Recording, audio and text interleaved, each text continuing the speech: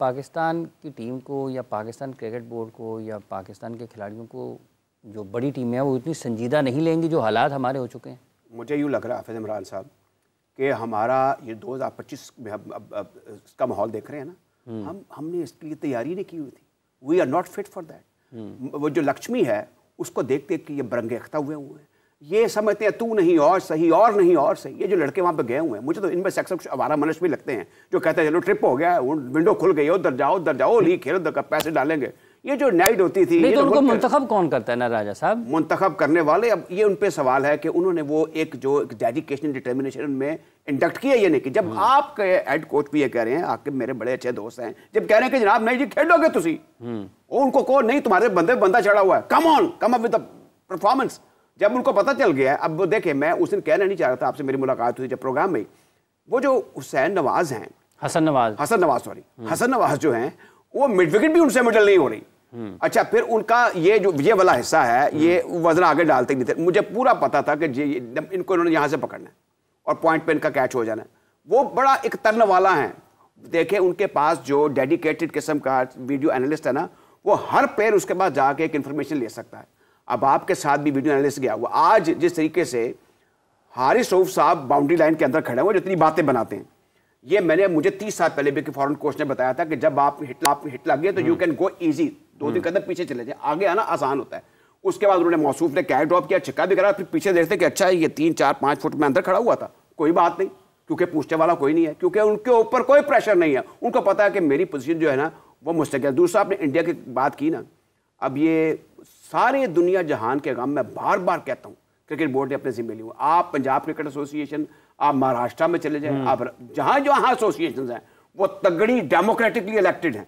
और अगर उनको बीसीसीआई कहे कि हम वहां पे डॉग लगाएंगे, वो कहे खबरदार, हम तुम्हें ऐसा मजा चखाएंगे, हम तुमसे ज्यादा डेमोक्रेटिकली इलेक्टेड हैं।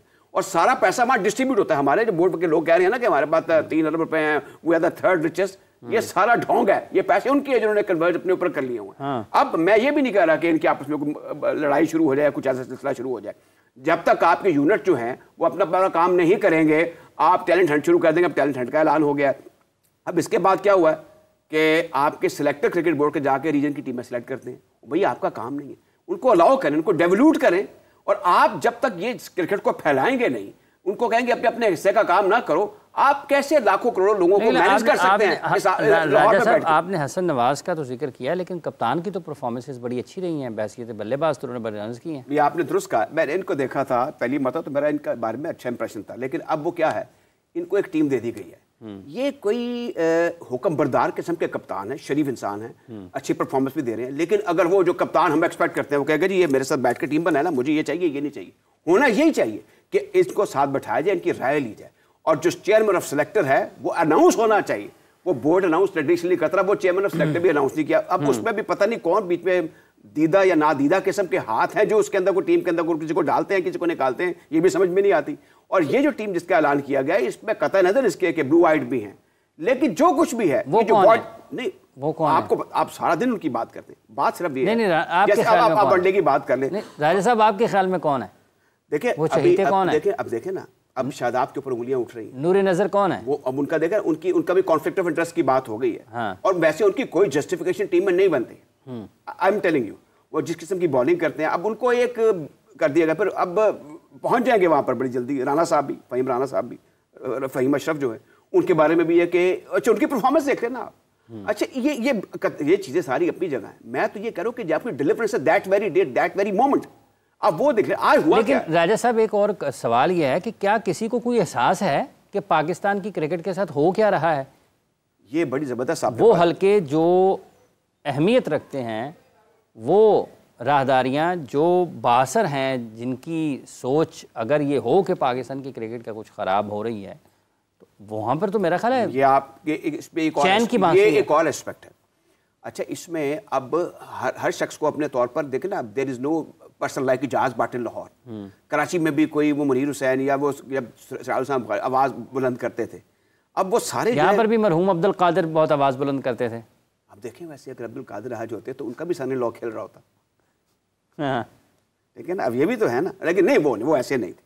वो तो उन्होंने अपने बेटे को निकाह, वो एक स्टोरी है। हाँ। बात ये है कि अब सारी सूरत हाल ऐसी है कि हर शख्स जिसको अपना किरदार अदा करना चाहिए था ना, वो कॉम्प्रोमाइजिंग पोजीशन में आ गया। क्योंकि जो एक और इशू है कि जैसे हमारा देखिए नेशनल मूड है ना, वैसे क्रिकेट पर भी उसके असरात शेडो पड़ा है। ठीक है, वो जो एक हक और सच की बात करने वाला अगर कोई अव्वल तो है ही कोई नहीं, अगर कोई है फिर उसके साथ आपको पता है क्या कुछ होता है। और क्रिकेट में भी ये चीज़ें चल रही हैं, कुछ हादसात कुछ वाक़यात आपको भी पता है, आप उनके जानने वाले भी हैं। उन्होंने किसी ने आवाज़ बुलंद की तो उनको हमेशा हमेशा के लिए कहा जी आप तो किसको, आपको पता है आप उनको प्रोग्राम में बुलाते रहे, आप सब छोड़ लें। नहीं कौन रहा है, मैं क्यों कौन है ना रहा है? नहीं, आप नुमान भट्ट की बात कर लेना, जब क्वेटा में इजलास हुआ था। अच्छा, मैं नहीं कहता उन्होंने सही किया या गलत किया, उन्होंने आवाज़ बुलंद अपने तौर पर की। उनको समझाया जा सकता कि आप ऐसा मत करें, लेकिन उन पे उनको पाबंद कर दिया गया कि आप दोबारा क्रिकेट उनकी पाबंदी खत्म हुई, उनका इलेक्शन ही नहीं हो रहा, 2 साल हो गए हैं। अब ये देखे ना, ये जो तगड़ी एसोसिएशन कम से कम मुल्तान, फैसलाबाद, लाहौर, कराची और पिंडी, सियालकोट, ये अच्छा सियालकोट देखें अब तो खैर बाहर हो गई है। सियालकोट के कहां से बाहर शानदार ये T20 हाँ जी, लाहौर ने मैं उनको हराया। मेरा आई एम नॉट श्योर, लेकिन मेरे लगता है उन्होंने उनको ही हराया लाहौर ने सियालकोट। हाँ, वो बहुत बड़ा आपको पता है, वो तो इंडिया भी टूर करने लगे थे जब हमारे ताल्लुकात ठीक थे। तो एक बड़ी तगड़ी एसोसिएशन थी। अब हर जगह बिगाड़ पैदा हो रहा है और ये इसको आप कंट्रोल नहीं कर सकेंगे अनलेस अनटिल आप, हमारे चेयरमैन साहब जो हैं वो बैठ कर, अखलास वाले हैं, उनकी नीयत पर मुझे शक नहीं, लेकिन अमल में जाहिर है कि उनको आगे किरदार का गाजी बनना पड़ेगा। मीटिंग्स कर रहे हैं वो। अब ये है कि थोड़ी सी तब्दीली लेकर आए। दूसरा मैं देखें, अब जैसे अभी जिक्र कर रहे थे अब्दुल रऊफ भी, मैं ब्यूरोक्रेट्स जो इनके खिलाफ नहीं हूँ, और ये पढ़े लिखे लोग होते हैं और पाकिस्तान के बेहतरीन दिमाग होते हैं। क्रिकेट और चीज़ है, क्रिकेट के अंदर जब तक आपने क्रिकेट खेली नहीं, जो क्रिकेटिंग मैटर है, नवाज सुखेरा साहब को ले आते, फिर वो क्रिकेट तो खेले हुए हैं ना, वो उनका सुखेरा साहब उनके भाई भी खेलते हैं क्रिकेट। कम से कम उन्होंने वो मजांगलिंग की याद की तरफ से कोई फर्स्ट क्लास भी खेली हुई है, तो वो आगे आ जाएं। कुछ लोग ऐसे थे जिन्होंने क्रिकेट खेली, अच्छा कुछ लोग ऐसे भी हैं जैसे शाहिद मलिक साहब हैं, जैसे आपके मोइन अफजल साहब हैं, पिछले 50-50 साल से ग्राउंडों के अंदर जाके। अब मोइन अफजल साहब की माशाल्लाह देखें कि उन्होंने 40-51 का टेस्ट मैच भी लाहौर में देखा हुआ अपने सामने, 49 की भी क्रिकेट देखी हुई है, वो एमसीसी के मेंबर भी हैं, वो बोर्ड ऑफ गवर्नर्स, उनसे भी राय ले लें आप। अब सारे एज की साइड पर एक हल्का ये भी कहता है कि सिटी साहब को चेयरमैन बना दें। वैसे मैं बताऊँ, अब ये मैं जब वो गए थे मुझे बड़ा दुख हुआ था, आई टेल यू, कि वो उसमें उनमें क्रिकेट उनकी स्किल सीख ली हुई थी वो, और वो एक कारोबारी आदमी है, फिर पस मंजर कैम्ब्रिज का है, फिर he is married in a good house, वहाँ से भी उनको एक इल्म की उसकी दौलत मिली है। लेकिन अब हम ये करें कि जी इनको निकाल के उनको ले जाएं, तो ये भी बात। लेकिन सेठी साहब ने देखें जी यहाँ पर लाने में पाकिस्तान में, वो वेल कनेक्टेड आदमी है, वेल वर्स्ड आदमी, और उन्होंने पूरा टाइम भी दिया।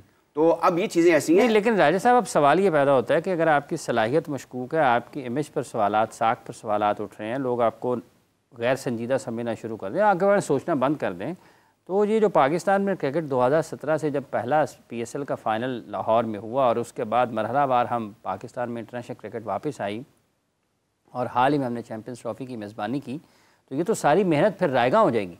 देखिए वैसे बावजूद इसके कि हमारे साथ हुआ क्या, 10 साल क्रिकेट नहीं हुई, बड़े बड़े हमें कचोके लगे हैं। अच्छा ये हाफिज़ साहब, ये मैं आते हुए सोच रहा था, देखिए रमज़ान है, हमने 52 और 54 में जब हमने 2 क्रिकेट में फतवात हासिल की, तो हमारे मुल्क में ईद से ज़्यादा खुशी मनाई गई थी। हम लुटे फुटे, हमारे वहाँ से महाजर आए थे, मेरिट पे टीम बनती थी ना जी, वो मेरिट, वो देखे कारदार जैसा एक पिलर था। आज अब देखें एक और चीज़ है, ये जो आज की बात, हर शाख में मिर्जॉकर बैठा हुआ, नहीं तो वो तो ये मिर्जॉकर इसका दौर। मुल्क बाबाए कौम है, कायदे आज़म, शायर मशरिक़ हैं, डॉक्टर अल्लामा मोहम्मद इकबाल, स्टेडियम कज़ाफ़ी साहब के नाम पे है, और 2 एंड जो हैं, एक अल्लामा इकबाल के नाम कर दिया है। यार वैसे इनको तो आप बात करते हैं हाफिज़ साहब, शुक्र है कि आपका कोई तहरीक पाकिस्तान से, नज़रिया पाकिस्तान से थोड़ा सा लिंक रहा है।